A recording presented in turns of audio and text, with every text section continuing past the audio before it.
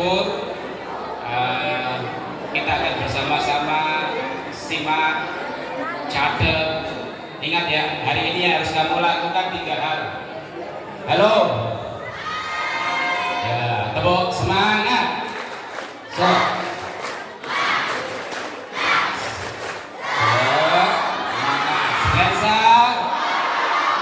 Hari ini yang kamu lakukan 3 A, T, F ya. Amati. Nanti mulai belajar tiru, kira-kira apa yang bisa saya tiru ya. Tapi untuk persis sampai dari teh podo karo merek Deles. Selesa.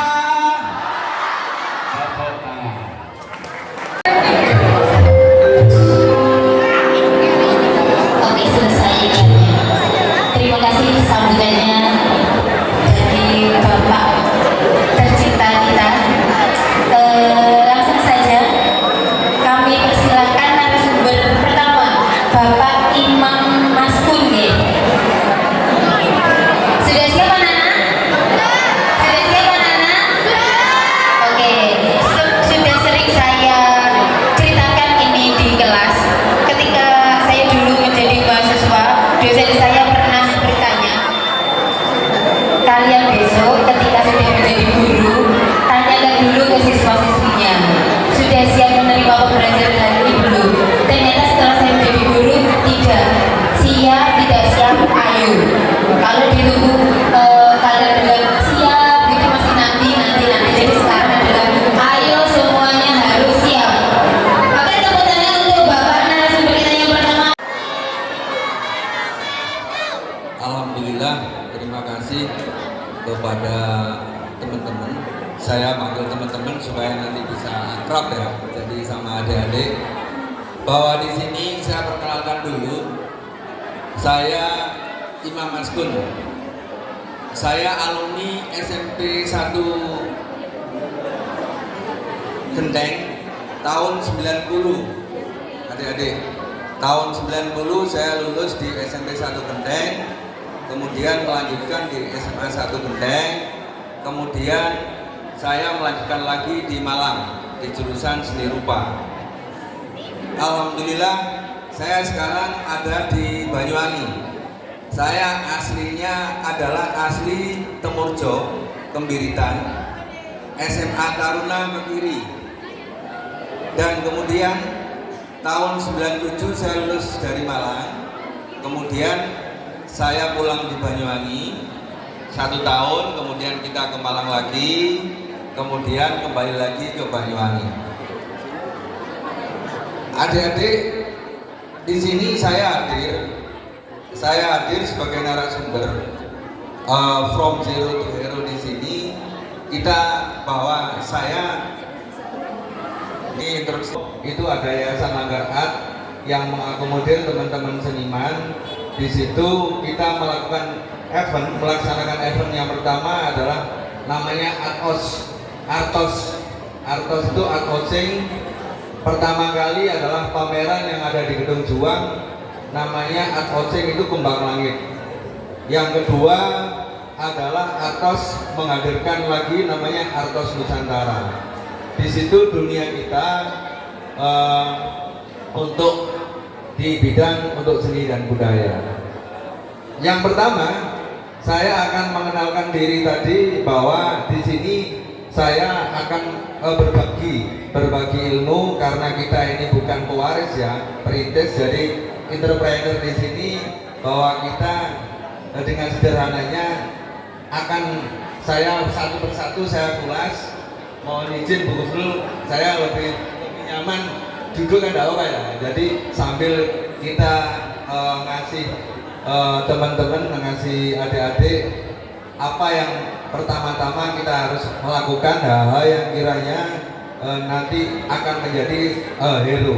Dan nanti di sini di session ini jenengan teman-teman adik-adik tanya apa aja terserah. Yang penting itu nanti kita bisa mengikuti arus dan akan menjadi suatu ilmu yang nantinya akan bermanfaat bagi adik-adik. Mohon maaf, saya sambil duduk biar nyantai ya.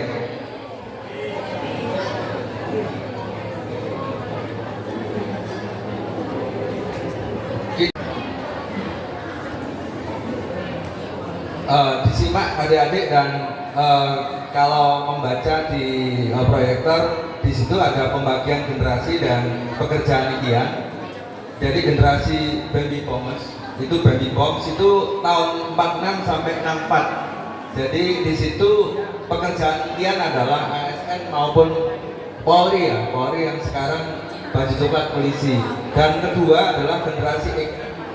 Generasi X adalah tahun 65 sampai 80. Pekerjaan impiannya adalah ASN juga dan TNI Polri. Kemudian generasi Y, generasi tahun 81 sampai 96 itu ASN dan karyawan BUMN. Yang kemudian adalah generasi Z yang sekarang lagi adik-adik teman-teman tahu bahwa tahun 97 sampai 2020 itu pekerjaan impiannya adalah YouTuber, selebgram, seleb TikTok dan bikin konten-konten. Kemudian yang paling menarik juga dengan resiko hidup adalah entrepreneur, jadi pengusaha. Apa itu entrepreneur? Adik-adik dan teman-teman harus paham itu. Apa itu entrepreneur? Secara sederhana, entrepreneur itu wirausahawan. Wirausahawan yang mana adalah orang yang berjiwa berani mengambil risiko untuk membuka usaha dalam berbagai kesempatan. Berjiwa berani di sini adalah artinya bermental mandiri dan berani. Adik-adik itu nanti berani usaha tanpa diliputi rasa takut, kemudian cemas, sekalipun secara tidak pasti. Itu kita mengutip dari Kashmir tahun 2007 ya. Kemudian kita bagaimana entrepreneur itu akan nanti itu menjadi suatu kebanggaan jenengan kalau teman-teman adik-adik nanti menjadi seorang entrepreneur, wirausahawan, yaitu mempunyai mental baja. Kalau sudah mempunyai mental baja, nanti akan pasti salah satu SOP untuk siap menjadi entrepreneur. Kedua adalah jujur, kemudian mandiri, sama kemudian networking, yaitu pertemanan, yaitu jaringan. Dengan pertemanan, networking itu akan nantinya akan menjadi suatu yang luar biasa. Apapun nanti insya Allah akan pasti dengan networking itu akan menjadi sangat bermanfaat bagi teman-teman, bagi adik-adik. Yang kedua adalah inovatif dan kreatif. Bagaimana adik-adik nanti dituntut untuk inovatif dan kreatif. Disitulah bagaimana menjadi seorang entrepreneur. Dan bagaimana memulai usaha. Di sini saya menyajikan suatu konsep, yaitu buka usaha itu buka usaha yang minim dan minim modal dan minim resiko. Kalau sudah seperti itu, kita nanti insya Allah keberanian itu akan muncul. Usaha yang sesuai dengan tupoksi adik-adik teman-teman, yaitu kayak minatnya adik-adik apa, hobinya apa, di situ kayak maunya kerajinan tangan, makanan, dan minuman. Yang nanti juga di season kedua ada narasumber di bidang usaha yang sesuai dengan minatnya beliau dan hobi beliau. Yang ketiga adalah sebarkan promosi, sebarkan untuk flyer, untuk head coffee, maupun melalui digitalisasi, melalui media sosial.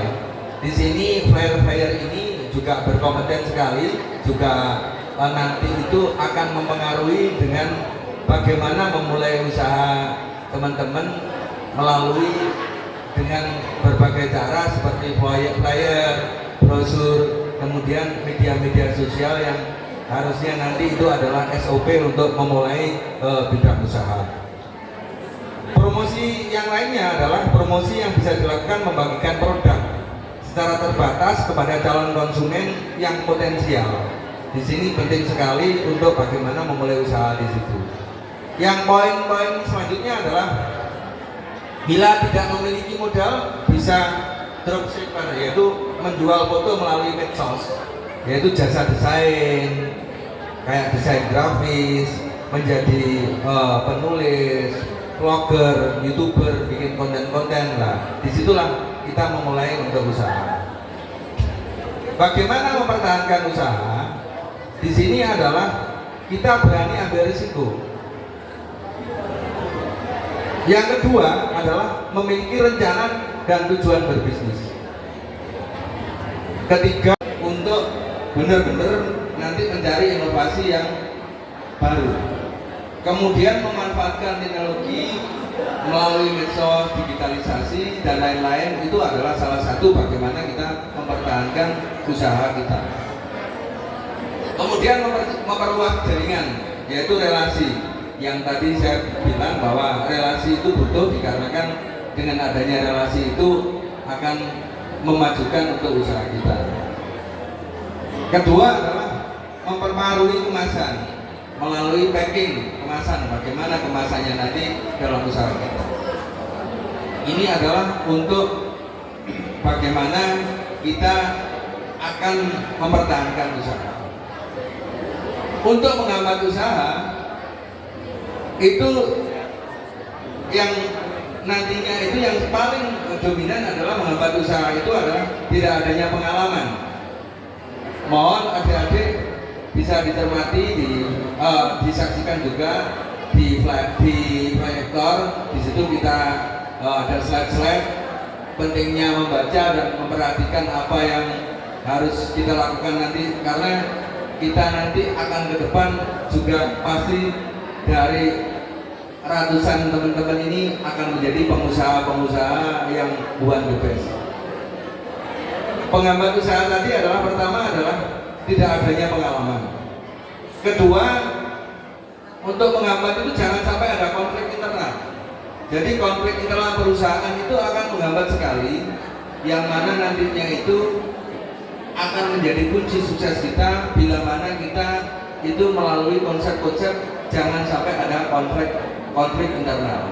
Konflik internal harus digaris bawah, itu konflik internal. Kedua, tidak adanya teamwork, tidak adanya kerjanya tim. Kita harus benar-benar itu digaris bawahi.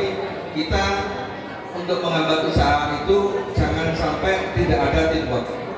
Keempat adalah kesalahan memilih rekan bisnis, yaitu konsumen. Kelima, melupakan pemasaran. Keenam, SOP perusahaan yang tidak jelas. Ketujuh, jadi owner, pemimpin yang otoriter. Kedelapan, komunikasi dalam perusahaan yang akubat. 9 adalah hilangnya kepercayaan konsumen. Itu adalah penghambat usaha. Dan kita nanti dalam usaha itu kiat bangkit dari keterpurukan ini tadi. Kita yang terpuruk tadi adalah kita pertama harus menerima keterpurukan dengan lapang dada, tidak meratapi nasib, tidak lama-lama kita mewek, kita ini langsung minimal itu berapa hari kita harus lapang dada dan tidak meratapi nasib terus. Kedua adalah berpikir positif dan tidak menyerah. Ketiga itu identifikasi dengan sumber kebangkitan dalam usaha, seperti itu. Keempat, adik-adik lihat di proyektor ada prioritas membayar hutang terlebih dulu.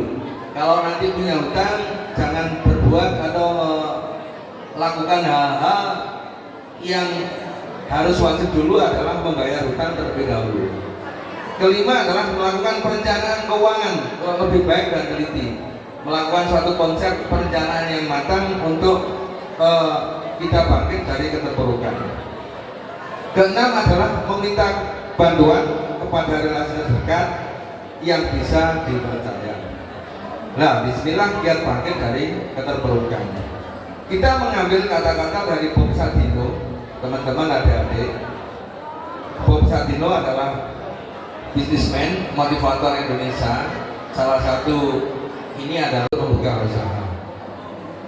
Demikian adik-adik, nanti kita pasarkan kepada adik-adik, tanya apapun yang nanti yang dipandu oleh host untuk supaya benar-benar kita nanti bisa interaksi dan tanya apa nanti dari from zero menjadi to hero, nanti silakan dipertanyakan apapun menurut teman-teman atau adik-adik. Terima kasih.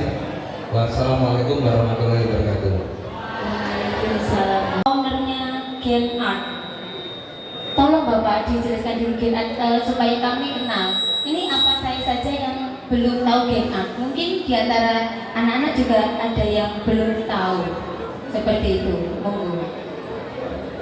Gen art itu artinya itu gen itu saya kan asli Genteng Mas. Jadi gen art itu seni. Jadi saya ini asli Genteng. Dulu saya di Malang itu sama teman-teman itu memberi nama perusahaan kita itu Indoart. Indoart karena kita ini di situ ada kumpulan anak dari Sulawesi, anak dari Jakarta, anak dari Madura. Satu-satunya anak yang dari Banyuwangi itu saya.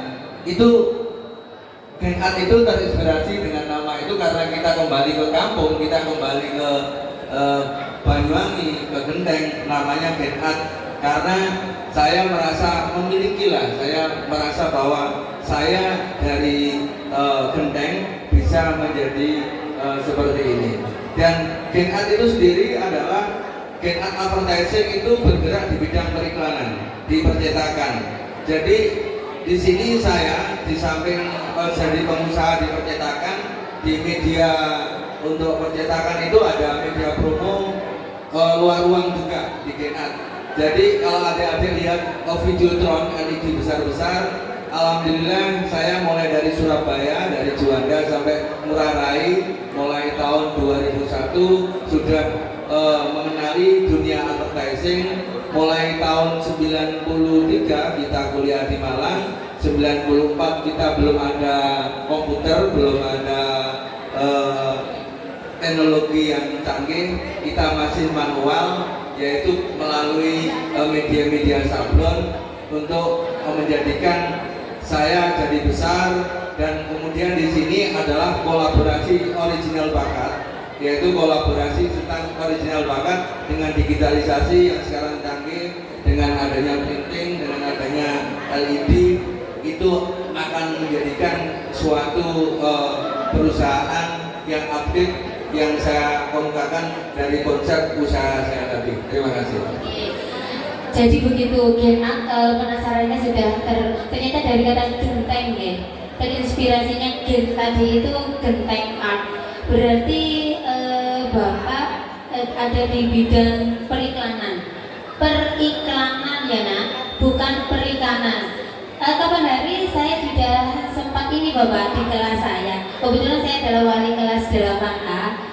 Ketika saya itu bertanya ingin jadi apa nanti kalian, ketika kalian misalkan ingin jadi pengusaha apa kira-kira. Memang ada beberapa yang menuliskan itu ingin menjadi ada yang bengkel las, kemarin ada yang ingin memiliki bengkel las, kemudian ada lagi yang ingin memiliki toko aksesoris.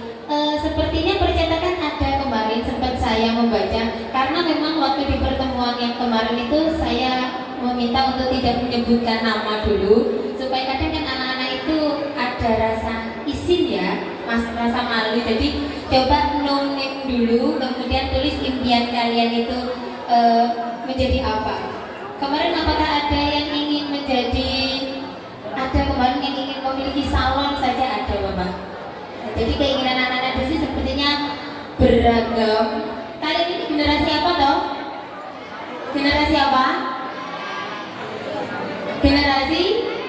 Generasi Z. Oke, maka tunjukkan bahwa generasi Z adalah generasi yang berinovatif dan kreatif. Oke. Ada pertanyaan dari anak-anak untuk Bapak Imam Masud? Ini tentang periklanan. Ada kan?